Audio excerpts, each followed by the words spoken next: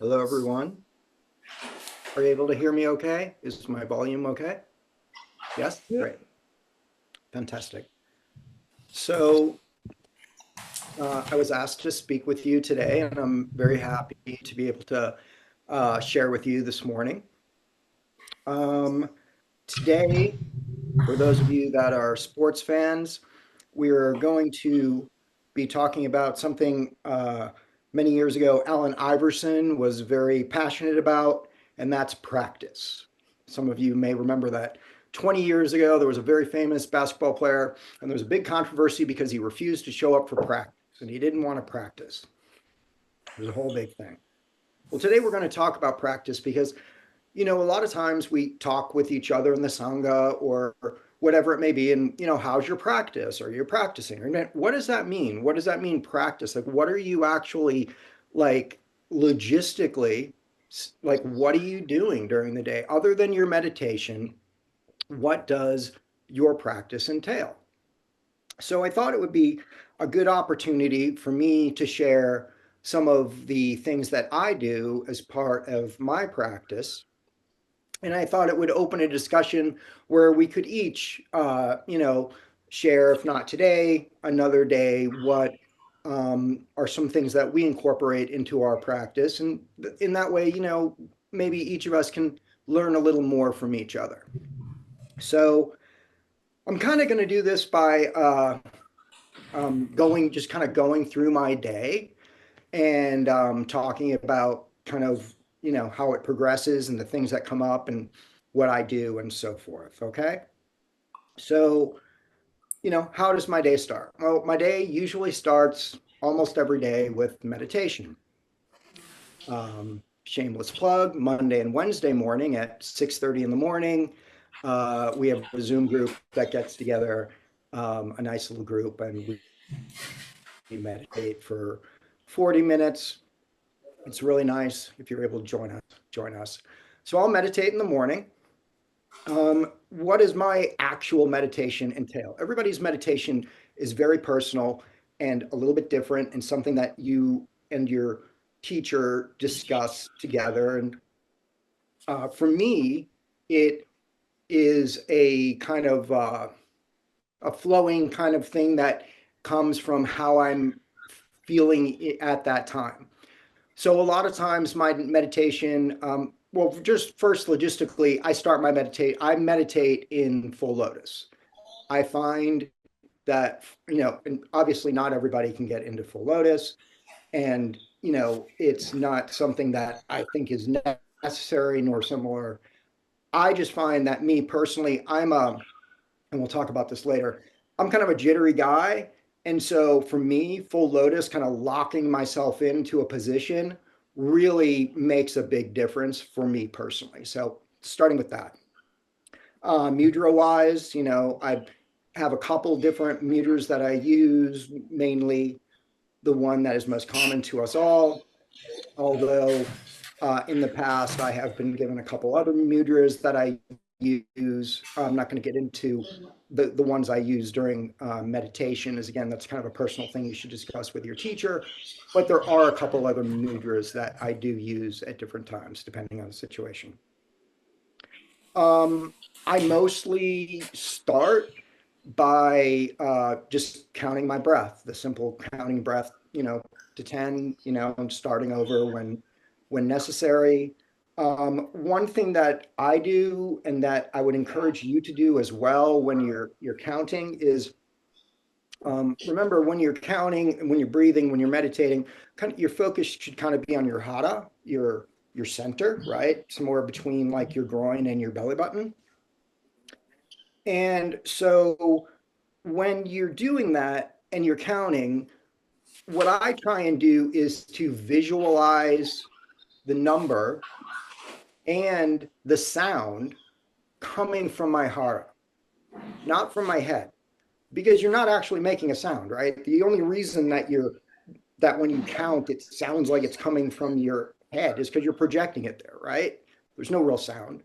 So I try and project that sound as I'm able to into my hara, and then my counting into my hara, to try and bring my focus a little bit tighter.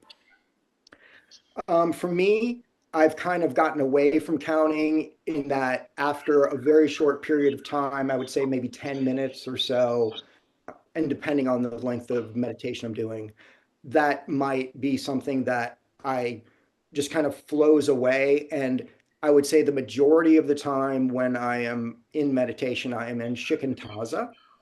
For those of you that aren't familiar with the term shikantaza, it basically translates to just sitting.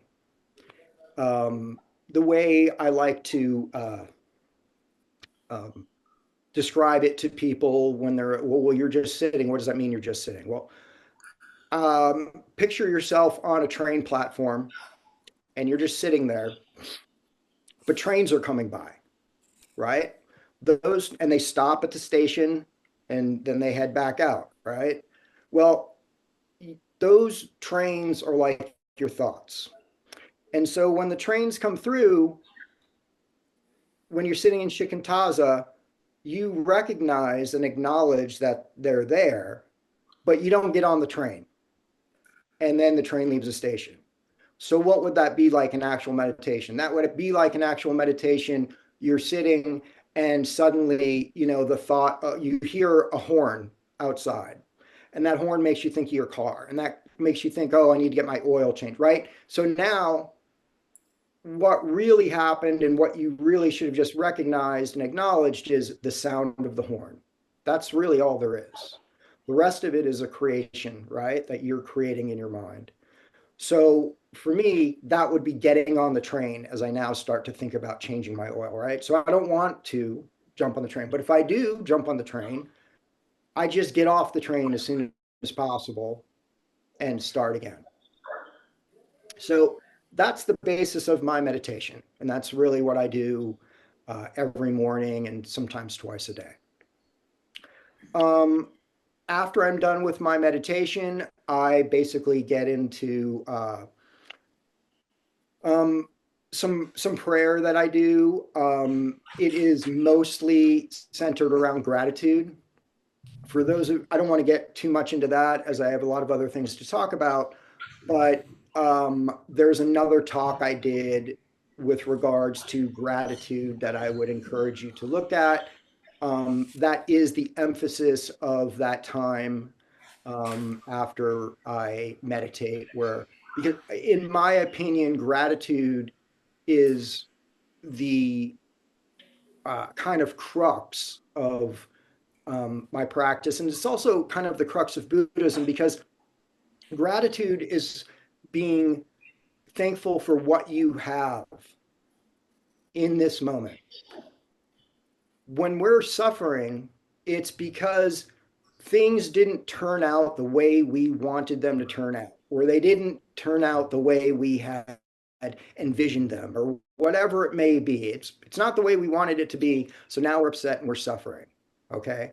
And if we're just thankful, though, for the things that we have and the situation that we're in, without, this is where we're at. In doing so, that relieves a lot of our suffering.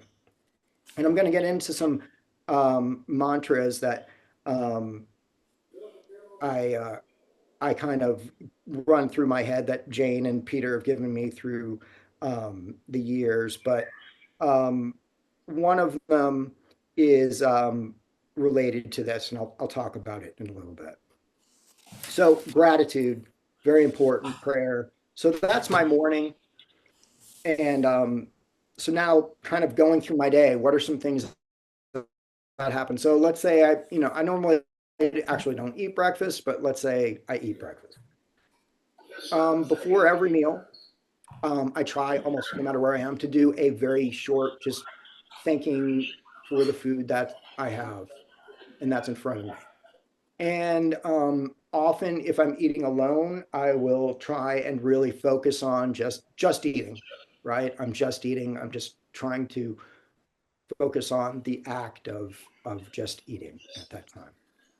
If I'm with friends, obviously that's a different situation, or with family or whatever, that becomes a different thing, right? For me. And there's nothing wrong with either one. One is important, the other is just as important. Um, with regards to when I go about my day. So one thing that I find that when we go about our days, um, there's a lack of, a lot of untethered focus, a lot of untethered action. And so what I try and do is put things in my life to try and tether myself a little more. What does that mean? So one of the things I do is we have a natural inclination to whenever we see someone or something to assign it, right? To assign it a some kind of discrimination, whether it's this person is that, this person's this person must do that. Oh, this, by look, we suddenly put these impressions on people and things that we see. And we do that without thinking about it. We don't notice it. It just, these thoughts and things just run through and happen, right? So I try and then to immediately go into a mantra that is be joyous, be healthy, and life at ease. So as soon as I see someone and my mind starts to tag them, starts to label them, starts to whatever to them, I immediately start my mantra, be joyous, be healthy, and life at ease. I send them a prayer. And then it triggers for me, I look around and I start to go through people around me. So, like, for instance, when I'm sitting at a red light, I immediately, somebody's crossing the crosswalk and that'll start my cycle. And I'll look to the person next to me and the person next to me. And that does a couple things. One, it brings to the forefront my mind that I'm actually doing that thing. I'm attaching to these untethered thoughts and I'm assigning them to people and things and all this discrimination that I'm creating. I notice that, which is important. And the other thing is that I then, almost like meditation, I get back to being in the moment, giving them this prayer, and trying to um, not allow those untethered thoughts to just move around. Um, reading. I do a lot of reading. Um, to Jane's chagrin, sometimes we would be sitting, oftentimes Jane and I, in Dokusan, and I would tell her about a book I'm reading, and Jane would say, "Stop reading that." Depending on what it was, she could tell if it was something that was, in line or whatever. So I will say that my reading of late is kind of narrowed when it comes to Zen. I find a lot of Zen to just kind of rehash a lot of things that a lot of Zen books are written for, I find, people who are new to Zen or are interested in learning. It doesn't exactly always speak to me. Things that do speak to me, one book that I come back to all the time is The Teachings of Bodhidharma by Red Pine. Anything by Red Pine, by the way, those of you not familiar with Red Pine, he is one of the preeminent translators and commentators on Buddhism, and his work is really fantastic. So that's one thing I read quite a bit. I also go back and read Beginner's Mind quite a bit. Um, and the one thing that I read very often that just really speaks to me and I constantly learn from is the Genjo Koan. I really believe that it is the koan of all koans. And for those of you that don't know what the Genjo Koan on, it's a koan that was written by Dogen. Dogen is basically the founder of the type of Zen we practice, which is Soto Zen. And it's the way it's interpreted is it's the koan of this moment, and by this moment, all moments, and it's thereby the koan of all koans. It's the unlocking of everything that there is. So that's some of the reading that I do. I read often. Another thing I do is I listen to podcasts. I'll listen to, YouTubes of Peter's talks or James talks. There's also another Theravadan local monk in Los Angeles that I listen to. he speaks very plainly, and the things he says seem to speak to me. It's called Urban Dharma, and I listen to that quite often. Um, Caring for others. Jane once told me that there are really two purposes that we are here for. One is to learn and to learn the Dharma and to learn in general and to grow. And the other is to help others and care for others, essential. And so in my own life, I've had a lot of that just by the fact that I'm a dad, I'm a husband, I'm a son, and I've had a lot of folks to care for. You know, I have 4 children, I have 5 dogs, my wife. So caring for others is just a natural part of my life now, right? It's just part of what I do.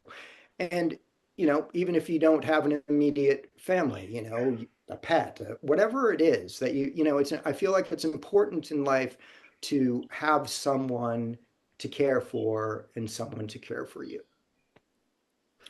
Um, so I'm going to talk now about some mantras that I use and some other things I use just during the day. There are times during the day we all experience them where we feel very harried, where we just feel like we are not centered. And so I do some things and have some mantras that I use, and I thought that I would pass them on to you. Um, I've already shared one with you, and that is the Be Joyous, Healthy, and Life at Ease. I use that all day long. Another is Nowhere to Be, Nothing to Do. We talked about this. Some of you were here last week. That's one that Jane gave me. It's a really important one for me, and it speaks to so many levels. It speaks on a just normal life level, and that, you know, like I said, I have a lot going on. You know, I have a job, I have a family, I have, you know, other endeavors, I have a lot going on. But really there's just this moment. And in this moment, there's nowhere to be and nothing to do. And that seems completely um, uh, the antithesis of the truth. And that's kind of the koan of it all, is that it's a little hard to understand until you actually experience it. That makes me think of something else. I just said that. I just want to share something. You know, a lot of the things I'm saying and a lot of the things that get shared with you and so forth, it's a little hard to a lot of people say that, you know, Zen teachers don't speak plainly. It's a little hard to speak plainly about something that is unspeakable, which is something that we get into. And Jane once told me, she's like, you know, you can taste a peach, you can taste that peach, but you can never taste that peach for someone else. You can never express with any words what that peach actually tastes like, that experience. So I do my best to share with you, but Zen is an experience for each person. Um, this is another one that I use all the time. It is actually a part of the uh, Loving Kindness Sutra, I believe. May all beings be happy. May they be joyous and live in safety. All living beings, whether weak or strong, in high or middle or low realms of existence, weak or strong, near or far, born or to be born, may all beings be happy. I'll often recite this. Just, I don't know, sometimes during the day it just comes to me, certain mantras come to me for whatever reason, whatever situation. And that's one that I use quite a bit. Another one that I use, and I actually use during my actual meditation sometimes as a transition, and I also use it during the day. And I will often combine this with some other things I'm about to talk about. But breathing in, I calm myself. That's one breath. Breathing out, I smile. That's another breath. Knowing that in this moment, everything is as it should be. And that's That's the truth. Everything is exactly as it should be. And when we are open to not understanding, but just when we experience that everything is exactly as it should be, that's when we can be without suffering. And so that's one that I use as well that I find very helpful. Um, I'll say that I do a couple things during the day, again, to help center myself. I often, like all of us, that are in the world, find myself just off kilter. And so some techniques I use, one technique I've shared before is I will try and just breathe and calm myself. And then I'll put my hands very close together and I'll close my eyes and I will begin to just, for lack of a better word, it after you do it for a bit and it kind of feels like if you take two magnets, the feeling when you take those two magnets and they kind of feel like they're sliding off each other. So once you reach a point at which you're calm and you're centered and you can begin to add energy actually between your hands, like two batteries sliding off each other. And so that's one technique I use. Another is I will put my fingertips together like so or like so. Again, breathing, calming, and I will get to where I can feel the pulse in my fingers. And then I will count, to 10 following that pulse. So just some techniques I use to try and kind of bring myself back to center. Um, Speech. I don't know how many of you have seen Hamilton, but there's a song from Hamilton, a scene from Hamilton where Burr says to Hamilton, talk less, smile more. So I I find that exceedingly important. Um, I can be a chatterbox, and um, so oftentimes I just try and hear that line from Hamilton and hear Jane, who has often uh, we've often had conversations about speech and its power and so forth. So I will try and talk less and smile more. And also, with regards to speech, I'll say that I try and avoid engaging in gossip. Very difficult thing to do, by the way. And just not to digress too much, but so you understand why that's difficult to do. It's difficult to do for the same reasons that we have attachments and anxieties to food, and why we have attachments and anxieties to a lot of different things that social situations, everything. These are anxieties that are built up through evolution in us, and we're kind of battling these things. And so gossip is something that was built up in societies for years because it's a way to kind of like keep people in check and in the circle, because if you didn't have the circle, you weren't going to survive. So it's kind of ingrained in us a little bit, gossip. And so it's a difficult thing to kind of shirk off. Um, I'll often just use techniques like if gossip is engaged in, I'll either try and disengage or I will try and change the topic, or I'll do what I can to just kind of assuade from it. It's, I really think that gossip can be a very hurtful thing. It's bad karma. And so I try and avoid that. Um, one of the last things I want to talk about here is when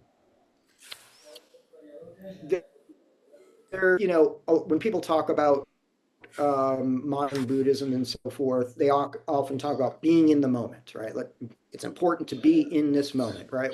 So let me talk about beyond the spiritual part of that. Let me just say that why being in the moment, just from a logistic standpoint, is important. Let's say I'm at home and I have I'm at work, excuse me, I'm at work, and I have some situation that happens to me and it throws me off kilter. And I haven't had time to get myself back straight, or I haven't gotten my belt, I haven't centered myself again, and I am just not where I should be mentally. Okay. And now I come home and I engage with my family. Being in this moment means that the people that I am with right now, I am with wholly right now in this moment and skillfully engaging with them as I should be with regards to the present circumstances.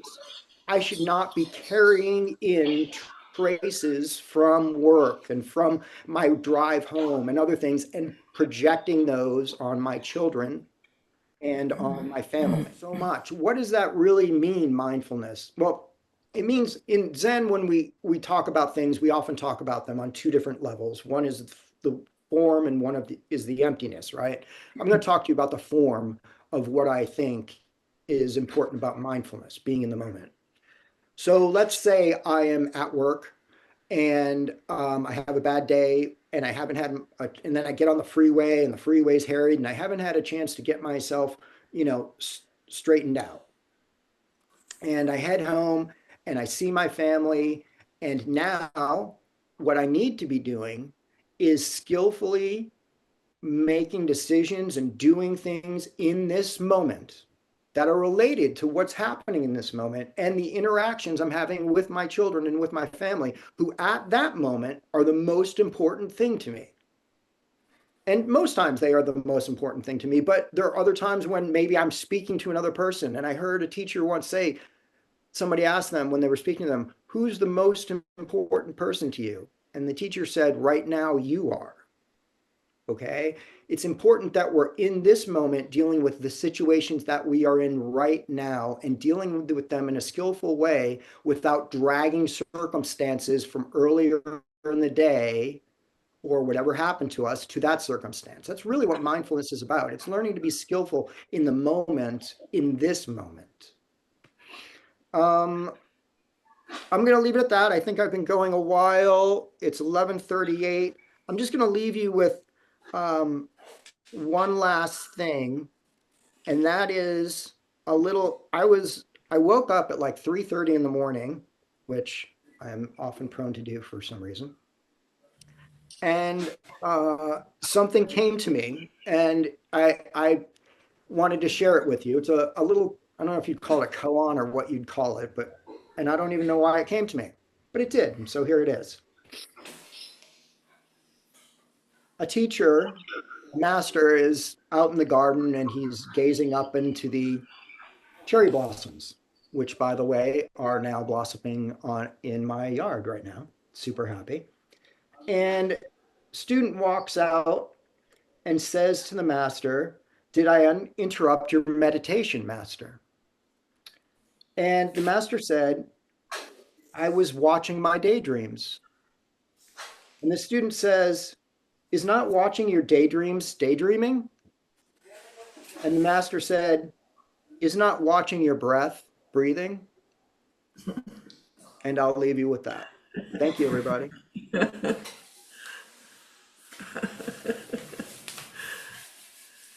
Oh, John, I'd like to say one thing to you about telling you not to read the book. And this I say with a lot of personal experience in it, in the same thing, is that it's very easy to read a book that you sympathize with strongly with the experience of what's being said, and you feel that you connect with it really strongly. And it's easy to mistake that connection for your first-hand experience. So when you read a lot and you take in a lot, like things like that, it's very easy to forget that it's not first-hand experience and that you're speaking from second-hand experience of the book. That's all I wanted to say. So sometimes I will say to you, don't read the book, and other times I'll say, this is a good book to read. Okay, so just keep that in mind. Yes, I love the Jane Book Club for sure, Jane. Thank you. Are there any other questions, comments, anything at all? if anybody also has anything to share that they have as part of their practice, I would love to hear it. I'm always looking for, new things. There's a lot to take in. I mean, it really made me think how many practices I have going in any given day, which is a lot. Um, but many of your practices are quite nuanced, I would imagine, like gratitude and prayer, and some are personal, right? And I had interest in a lot of these areas, but I'd like it if you would maybe have another talk, but go deep into some of these areas of your practice and what you discovered. I'd love that because it got me thinking. Like I do that, I don't do that. Um, this work, but I'm more interested in how we all integrate. So thank you, John. Yes, thank you. And I think that's my intent to, kind of give a broad swath, but like I did with the gratitude talk, to get into things a little bit Yeah, deeper. yeah. So thank you very Thank you. much, Spencer. I appreciate it. Anyone else? Anyone have any practices? Sandy, yes. Hi, can you hear me? I can hear you. Okay. Um, Thank you very much for the talk. I really enjoyed it, and I could tell that you really put a lot of yourself into it, and gave us a real firsthand, picture of what you do in your life.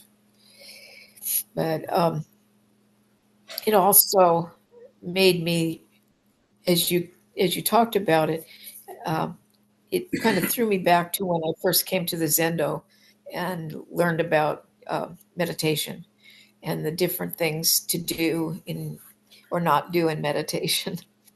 And uh, it's interesting. A lot of those mantras that you would say to yourself during the day are things that when I first learned them, I use them quite a bit in every day rather than just in meditation.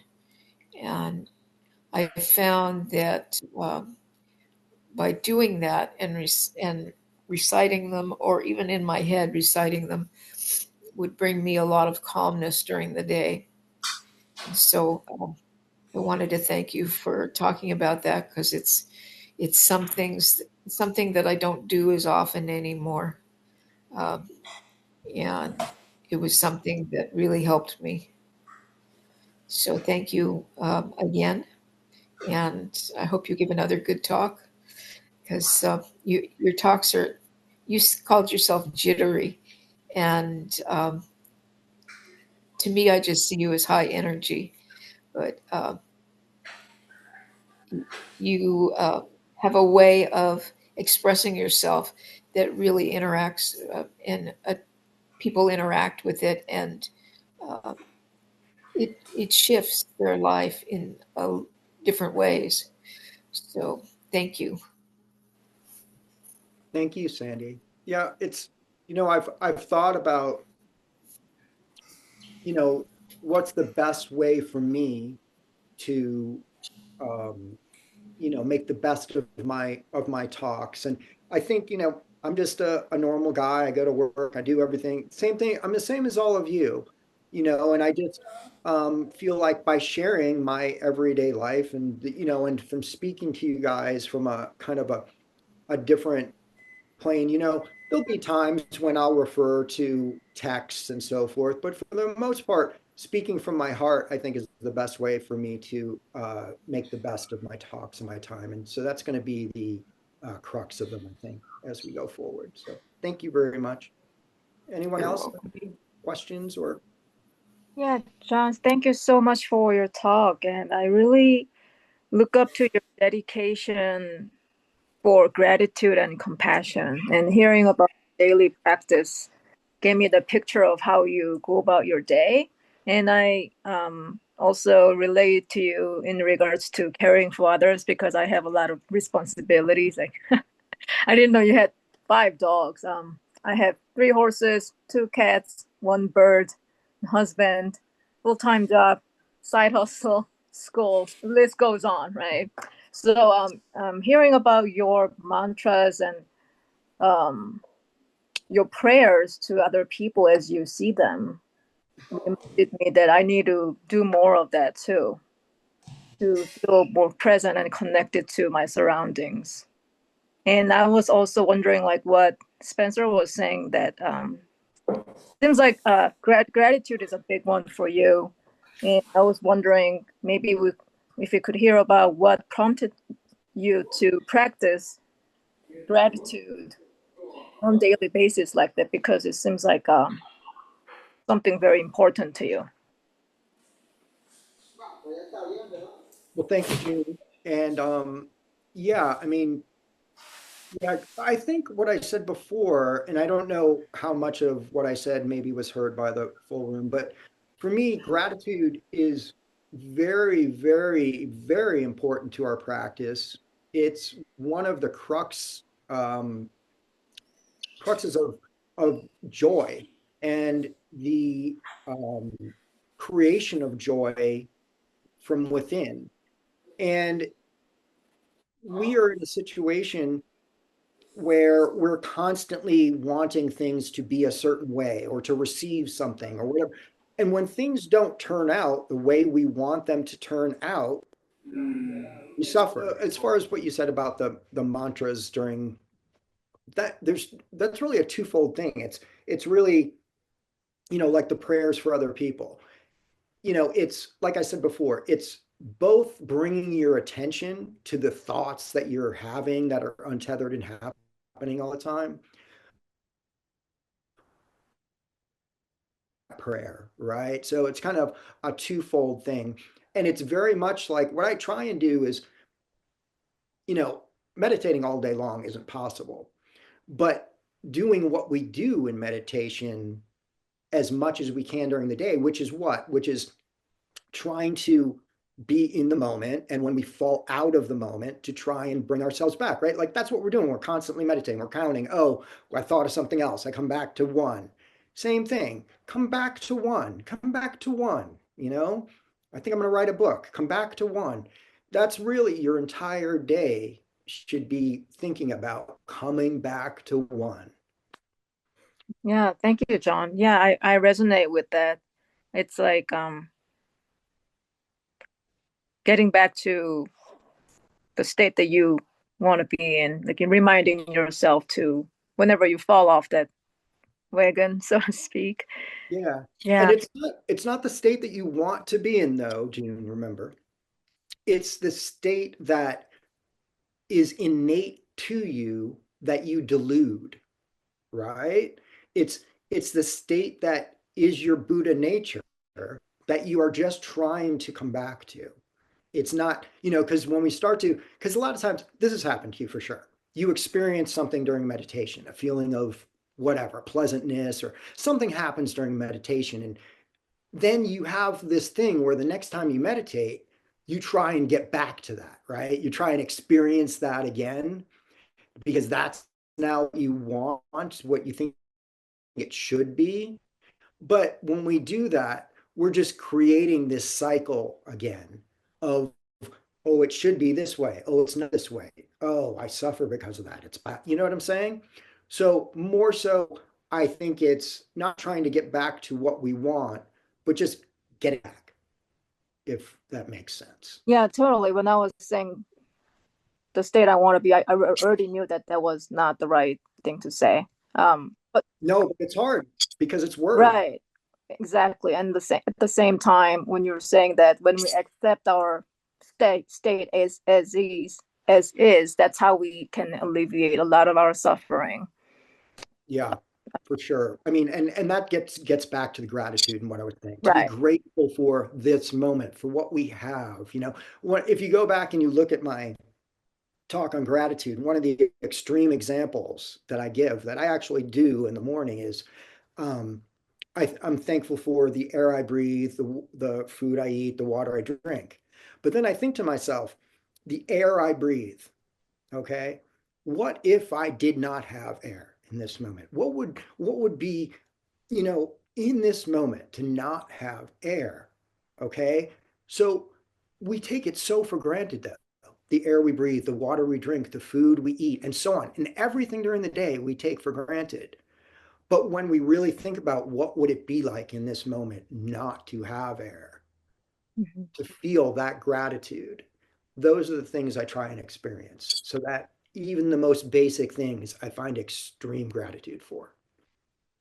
Right. Those are things that we don't really appreciate until we lose them. Yes. Right. And that's a huge part of life and why gratitude is so, so, for me, very important. Okay. In any case, I think that's going to be it for today. Spencer and I talked about, while you guys were offline, that he and I are going to get together, and I obviously laid a lot out here, a lot, and just covered it kind of a survey. And so in my future talks, I'll get into each of these a little more deeply, like I have with gratitude previously. Again, I encourage you to look at that gratitude um, YouTube that I did. I think it'd be helpful for a lot of you. And other than that, I will say thank you so much to everyone for your time. We really appreciate it. And I look forward to seeing you all again soon.